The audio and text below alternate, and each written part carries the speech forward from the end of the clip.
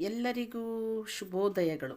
ನಾನು ಬೆಳಗ್ಗೆನೇ ಎದ್ದು ದೇವರಿಗೆ ಗುಡ್ ಮಾರ್ನಿಂಗ್ ಹೇಳಿ, ಶುಭೋದಯ ಹೇಳಿ, ದೇವ್ರನ್ನ ಸ್ತುತಿಸಿ, ದೇವರು ನಮಗೆ ರಾತ್ರಿ ಎಲ್ಲ ಕಾಯ್ದು ಕಾಪಾಡಿರ್ತಾರಲ್ವ, ಆ ದೇವ್ರನ್ನ ಸ್ತುತಿಸ್ಬೇಕು.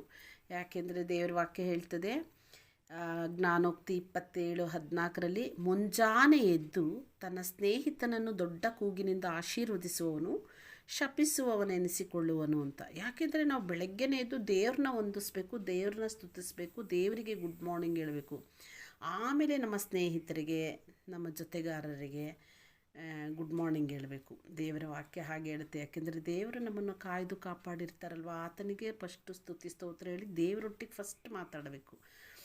ಎಲ್ಲ ಆದಮೇಲೆ ನಾನೀಗ ಜ್ಯೋತಿ ಜೊತೆ ವಾಕಿಂಗ್ ಹೋಗ್ತಾ ಇದ್ದೀನಿ. ಬೆಳಗ್ಗೆನೇ ದಿನ ನಾವು ವಾಕಿಂಗ್ ಹೋಗ್ತೀವಿ. ಹೇಗೋ ಮೈಂಡ್ಗೊಂದು ಫ್ರೆಶ್ ಆಗುತ್ತೆ, ಆರೋಗ್ಯಕ್ಕೆ ಒಳ್ಳೆಯದಂತ ನಾನು ಜ್ಯೋತಿ ಇಬ್ಬರು ವಾಕಿಂಗ್ ಮಾಡ್ತೀವಿ. ಸಾಯಂಕಾಲ ಬೆಳಗ್ಗೆ ದೇವ್ರು ನಮ್ಗೆ ಆರೋಗ್ಯ ಬಲ ಕೊಟ್ಟು ನಡೆಸಿದ್ದಾನೆ. ಆತನ ನಾಮಕ್ಕೆ ಸ್ತೋತ್ರ, ಆಮೇನ್.